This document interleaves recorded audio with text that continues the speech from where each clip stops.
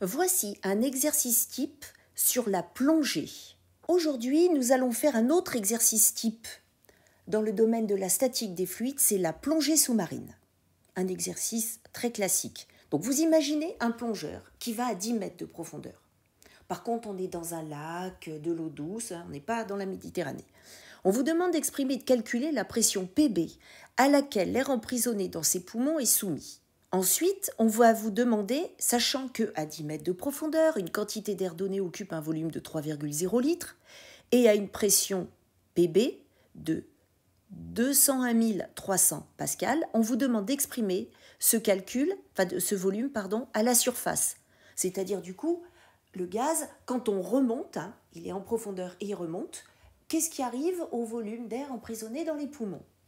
Et pour le 3, donc on vous demande que, comme par hasard, le volume d'air emprisonné correspondait à ces 3 litres, donc au calcul que vous venez de faire. Et suite au résultat obtenu, à la question précédente, on vous demande d'indiquer si le plongeur il doit bien bloquer sa respiration lors de la remontée en plongée. Alors déjà, il va falloir faire un joli petit schéma, comme d'habitude, et rajouter les données numériques. Donc là, vous reconnaissez donc en bas en marron le sol, les algues, les petits poissons Nemo qui se promènent, un autre petit poisson rose, bien que les poissons rouges.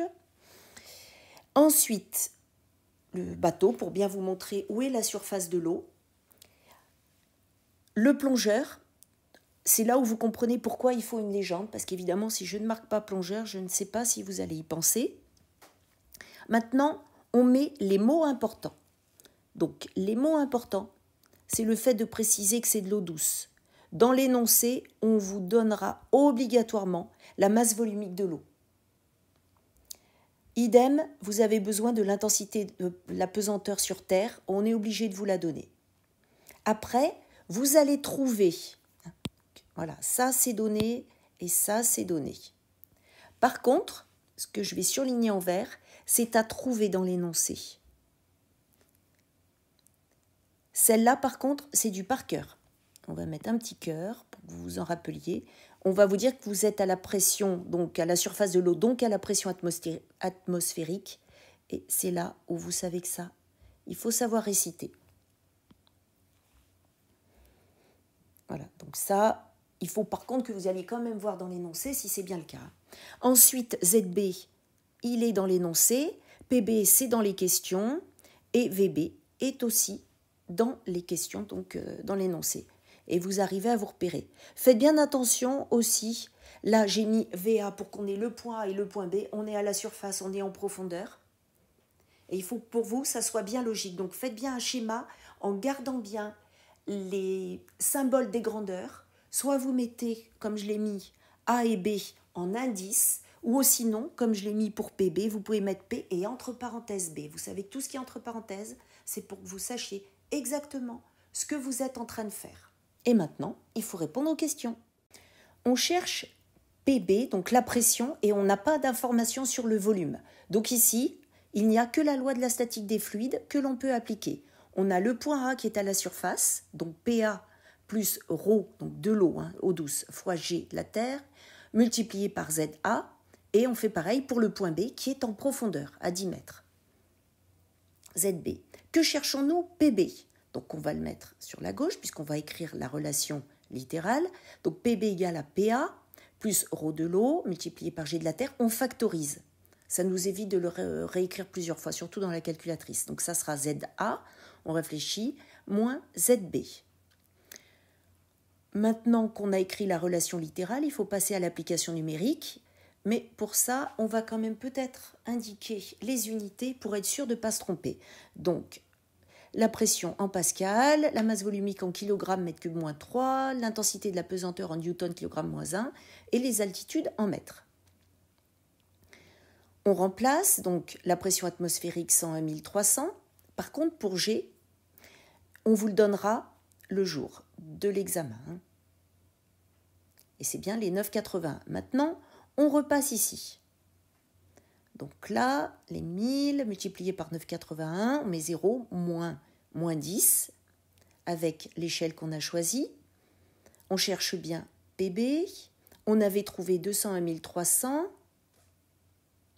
pascal avec la calculatrice. N'oubliez pas d'appuyer sur pause pour avoir le temps de faire les calculs. Maintenant, question 2. Sachant qu'à 10 mètres de profondeur, on vous donne le volume, vous connaissez la pression, mais qu'on vous demande de retrouver un autre volume. Dans ces cas-là, la seule loi appliquée, c'est celle que vous voyez là, c'est la loi de Boyle-Mariotte. Donc, on a trouvé VB, on nous dit que c'est 3 litres. Nous, ce qu'on cherche, c'est VA. Donc, on va reprendre nos points A et B. Par contre, nous sommes lors de la remontée. Donc, PA fois VA, ça sera le point final, et PB fois VB. Donc, on est à la surface, en remontée, ça faut bien faire attention parce que ça change tout, et à 10 mètres de profondeur pour le point B. On cherche donc VA, la relation littérale, ça sera donc VA est égal à donc PB multiplié par VB divisé par PA. Donc là maintenant, on remet les unités comme d'habitude pour être sûr de ne pas se tromper.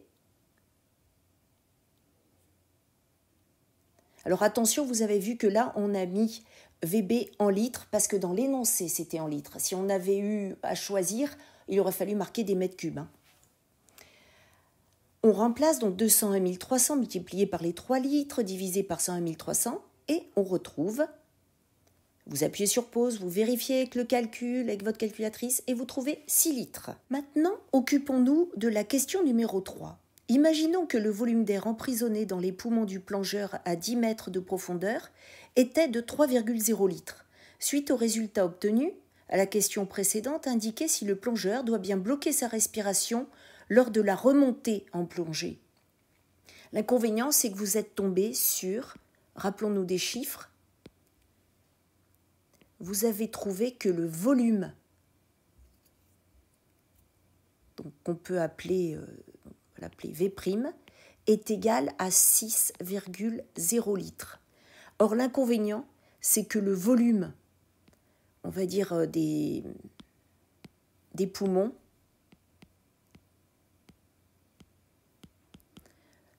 on est dans les 6 litres. Donc à ce moment-là, c'est pas possible. Il faut absolument que le plongeur, petit à petit, vide ses poumons. Pas complètement, mais suffisamment, parce que sinon, là, le volume d'air augmente lors de la remontée, parce que la pression diminue, et il risque une rupture des tissus pulmonaires, donc ça devient très grave. C'est pour ça qu'on ne fait pas de la plongée n'importe comment, on la fait déjà encadrée. Et ensuite, ce qu'il faut aussi savoir, c'est que la plongée, donc avec bouteille et en apnée, il y a un volume dans les poumons qui est des fois supérieur. Mais ça, c'est une autre histoire. Donc, pour répondre à la question, le volume d'air à la surface correspond au volume